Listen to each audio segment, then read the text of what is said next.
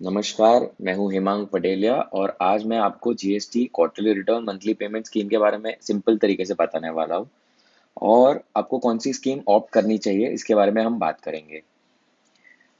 अगर आप existing scheme में मंथली फाइलिंग कर रहे हैं जीएसटीआर 3B एंड जीएसटीआर 1 का, तो आपके लिए कोई चेंज नहीं है, आपको कंटिन्यू करना है वैसे ही। लेकिन अगर आप एग्जिस्टिंग स्कीम में जीएसटीआर 3B मंथली कर रहे हो और जीएसटीआर 1 क्वार्टरली कर रहे हो, तब आपको दो ऑप्शन मिल रहे हैं। या तो आप दोनों मंथली कीजिए या तो आप दोनों क्वार्टरली फाइलिंग कीजिए, जीएसटीआर 3B एंड जीएसटीआर 1। लेकिन आपको टैक्स का पेमेंट तो मंथली ही करना है। जैसे आप 3B अभी फाइल करते थे और टैक्स का पेमेंट भी मंथली करते थे, यहाँ पे भी 3B आपको क्वार्टरली फाइल करना है, जीएसटीआर 1 भी आपको क्वार्टरली फाइल करना है, लेकिन टैक्स का पेमेंट मंथली करना है। अब टैक्स का पेमेंट मंथली फाइल करने के लिए आपको गवर्नमेंट ने फिर से दो ऑप्शन दिए हैं, एक फिक्स्ड सम मेथड और एक self assessment method. Fixed sum method में आपको एक एग्जांपल के थ्रू मैं एक्सप्लेन करता हूँ।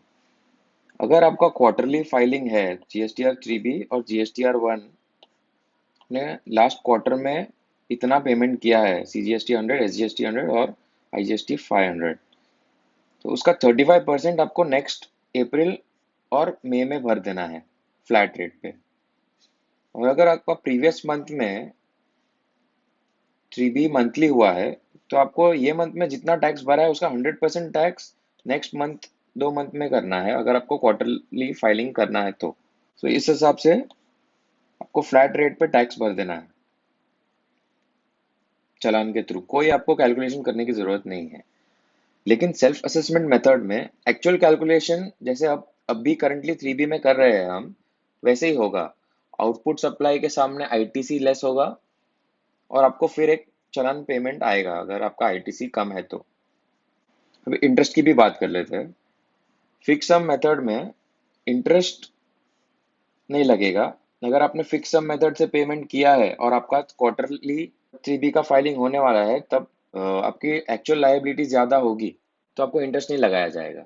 लेकिन अगर आपने एक्चुअल कैलकुलेशन के हिसाब से पेमेंट किया है टैक्स का और क्वार्टरली 3B के फाइलिंग के वक्त अगर आपका एक्चुअल लायबिलिटी ज़्यादा आ रहा है, तो आपको उस पर इंटरेस्ट लग जाएगा एट द रेट ऑफ 18%।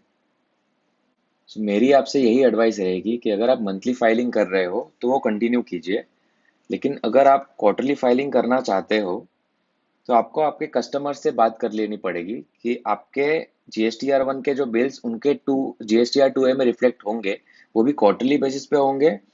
और आपने जो उनके बिहाफ पे 3B में टैक्स पे किया है, वो भी उनको उनकी क्रेडिट क्वार्टरली बेसिस पे ही मिलेगी। ये आप उनसे बात करके डिसाइड कर पाएंगे। और अगर आप क्वार्टरली रिटर्न फाइलिंग करके मंथली पेमेंट करना चाहते हो, तो फिक्स सम मेथड इजी रहेगा, बिकॉज आपको कोई वर्किंग नहीं करना है, कुछ मेंटेन नहीं करना है, आपको क्वार्टरली बेसिस पे ही सारा मेंटेन करना है और प्रीवियस मंथ के हिसाब से इतना टैक्स भर के आपको कोई इंटरेस्ट भी नहीं चार्ज होगा। सो ये था quarterly return monthly payment scheme in the most summarised form. अगर आपको और कोई भी क्वेरी हो तो आप मुझे ऑफिस में कॉल कर सकते हैं। Thank you.